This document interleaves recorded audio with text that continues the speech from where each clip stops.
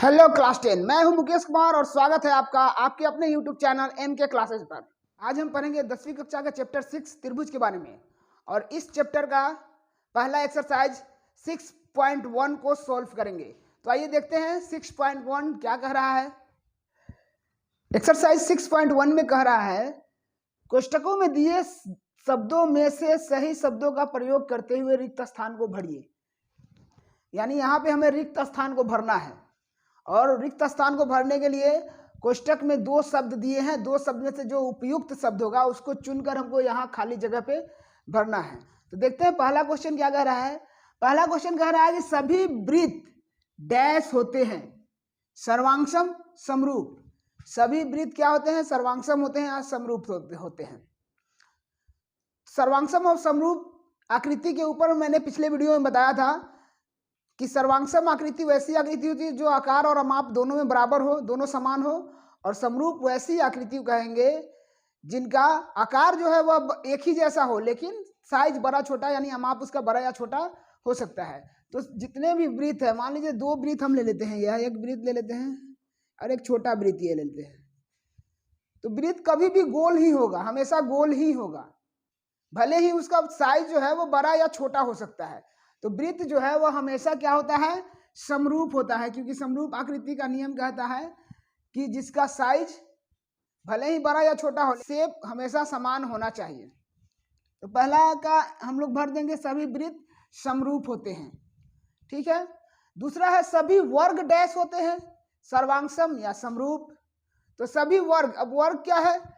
वर्ग का चारों भुजा क्या होता है? हमेशा बराबर होता है। तो यहाँ पे हम दो वर्ग ले लेते हैं। देखिए यहाँ पे दो वर्ग, एक ये वर्ग और एक छोटा सा वर्ग ले लेते हैं।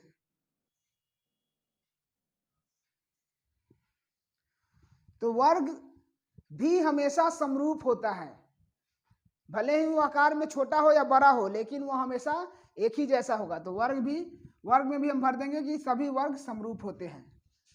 अब कह रहा है सभी डैश त्रिभुज समरूप होते हैं। कौन सा त्रिभुज समरूप होता है? समद्विबाहु या समबाहु। देखिए समद्विबाहु मतलब जिसकी दो भुजाएं बराबर हो। तो समद्विबाहु त्रिभुज इस तरह का भी हो सकता है, देखिए यहाँ पे, जिसकी ये दोनों भुजा बराबर है, या फिर एक इस तरह से भी हम समद्विबाहु त्रिभुज बना सकते हैं। ये देखिए ये दोनों भुजा बराबर है। समद्विबाहु त्रिभुज समरूप नहीं होते हैं, समबाहु त्रिभुज हमेशा समरूप होंगे। तो इसका सही उत्तर हो जाएगा समबाहु त्रिभुज। समबाहु त्रिभुज मतलब जिसका तीनों भुजा बराबर हो। देखिए यहाँ पे समबाहु का एक हम उदाहरण देते हैं। मान लीजिए यह एक समबाहु है जिसकी तीनों भुजा बराबर है। तो इससे बड़ा भी अगर हम समबाहु बनाएंगे जिसका तीनों भुजा बराबर हो तो एकदम समरूप होगा, ठीक है ना। तो यहाँ पे हम समझ गए कि सभी समबाहु त्रिभुज समरूप होते हैं। 4 नंबर क्वेश्चन कह रहा है कि भुजाओं की समान संख्या वाले दो बहुभुज समरूप होते हैं यदि उनके संगत कोण डैश हो तथा उनकी संगत भुजाएं डैश हो। समान संख्या वाले दो बहुभुज, देखिए यहाँ पे समान संख्या वाले दो बहुभुज ले लेते हैं। मान लीजिए यह एक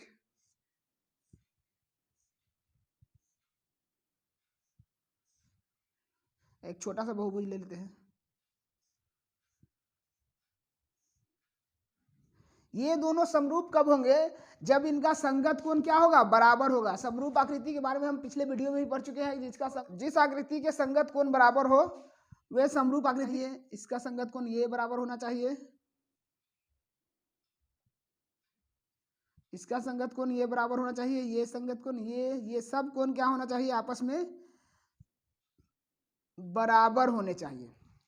और संगत भुजाएं जो है, देखिए यहाँ पे ये संगत भुजाएं हैं, ये इसका भुजा, ये इसका संगत, ये तो ये हमेशा एक ही अनुपात में बड़ा या छोटा होना चाहिए, यानी संगत भुजाएं समानुपाती होना चाहिए।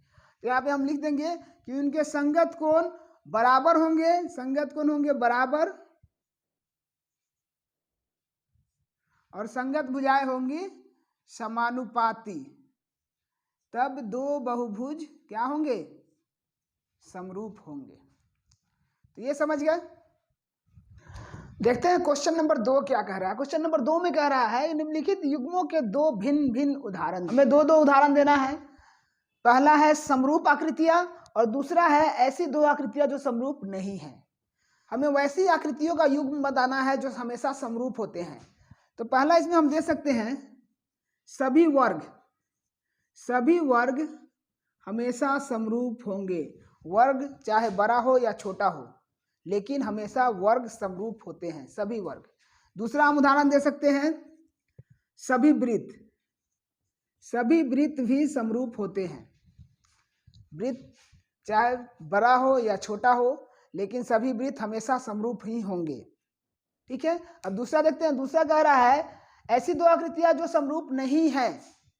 ऐसी दो आकृतियां, तो इसका हम पहला उदाहरण दे सकते हैं वर्ग और वृत्त, ये दोनों कभी भी समरूप नहीं होंगे। दूसरा उदाहरण दे सकते हैं वर्ग और त्रिभुज, ये भी कभी भी समरूप नहीं हो सकते। ऐसे बहुत सारे उदाहरण हैं, बहुत सारी आकृतियां हैं जो कभी भी समरूप नहीं हो सकते हैं। तो ये क्वेश्चन नंबर 2 आप समझ गए। अब चलिए देखते हैं क्वेश्चन नंबर 3। क्वेश्चन नंबर 3 कह रहा है बताइए कि निम्नलिखित चतुर्भुज समरूप है या नहीं। यहाँ पर दो चतुर्भुज का चित्र दिया हुआ है और हमें यह बताना है कि दोनों चतुर्भुज समरूप है या नहीं। समरूपता के सिद्धांत के बारे में पिछले वीडियो में मैंने बताया था कि दो आकृति समरूप कब होंगे। अगर आपने पिछला वीडियो नहीं देखा है तो डिस्क्रिप्शन में मैंने पिछले दोनों वीडियो का लिंक डाल दिया है, आप उसे देख लें ताकि आपको एक्सरसाइज करने में कठिनाई नहीं हो। अब हमें बताना है कि ये दो चतुर्भुज जो है, एक चतुर्भुज है PQRS और दूसरा चतुर्भुज है ABCD, ये दोनों चतुर्भुज आपस में समरूप है या नहीं। तो समरूपता का नियम कहता है कि दोनों आकृति यानी दो आकृति अगर दिया हुआ है तो दोनों की संगत भुजाएं समानुपाती होनी चाहिए और दोनों का संगत कोण बराबर होना चाहिए, तभी दो आकृति क्या होंगे, समरूप होंगे। ठीक है, तो इसमें हम लोग चेक करते हैं कि क्या यह सिद्धांत को फॉलो करता है या नहीं। पहले हम इसके संगत भुजाओं को देख लेते हैं। चतुर्भुज PQR की सभी भुजाएं 1.5 सेंटीमीटर है और चतुर्भुज ABCD की सभी भुजाएं 3 सेंटीमीटर है। तो हम संगत भुजा का अनुपात निकाल के देखते हैं। PQ का संगत हो जाएगा PQ अनुपात AB। PQ दिया हुआ है 1.5 और AB दिया हुआ है 3, तो इसको काट देंगे तो 1.5 2 से कट जाएगा, 1/2 आ जाएगा। दूसरा है ये देखिए QR और इसका संगत भुजा हो जाएगा BC, तो QR/BC ये भी है 1.5/3 कट जाएगा, ये भी 1/2 से। तीसरा देखिए इसका DC का संगत क्या हो जाएगा RS, तो RS/DC, RS क्या है 1.5 है और बट्टा DC है 3, ये भी 2 से कट जाएगा नीचे 1/2। और ये अगला भुजा देख लेते हैं PS और AD।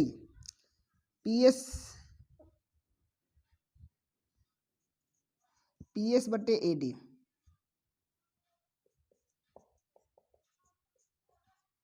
ये भी 2 से कट जाएगा 1/2। तो यहाँ हम देख रहे हैं दोनों चतुर्भुज की संगत भुजाओं का अनुपात 1/2 है, यानी सभी भुजाएं क्या है, समानुपाती है, एक ही अनुपात में बड़ा या छोटा है। ठीक है, अब हम संगत कोण को देखते हैं, संगत कोण बराबर है या नहीं। तो चतुर्भुज ABCD में हम देख रहे हैं कि चारों कोण इसका समकोण है। यहाँ देखिए ये समकोण का ये समकोण है, चारों कोण इसके समकोण है, जबकि PQRS में कोई भी कोण समकोण नहीं है, यानी इसके संगत कोण बराबर नहीं है। तो यहाँ लिखेंगे चूंकि दोनों चतुर्भुज के संगत कोण बराबर नहीं है, दोनों चतुर्भुज के संगत कोण बराबर नहीं है, अतः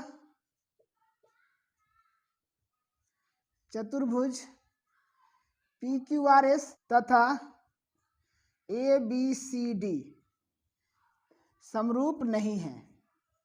समझ गए, क्योंकि दोनों का संगत कोण बराबर नहीं है। समरूपता का सिद्धांत कहता है कि दोनों का संगत कोण बराबर होने चाहिए और संगत भुजाएं समानुपाती होनी चाहिए। तो यहाँ पे हम देख रहे हैं कि संगत भुजाएं तो समानुपाती है किंतु संगत कोण बराबर नहीं है, संगत कोण कोई भी संगत कोण बराबर नहीं आता है। यह चतुर्भुज समरूप नहीं होंगे। ठीक है, यहाँ पर एक्सरसाइज 6.1 समाप्त हो गया। आपको वीडियो कैसा लगा कमेंट करके हमें जरूर बताएं, और अगर आप इस चैनल पर नए हैं तो चैनल को सब्सक्राइब जरूर कर लें। अगले वीडियो में हम पढ़ेंगे त्रिभुज की एक्सरसाइज 6.2। धन्यवाद।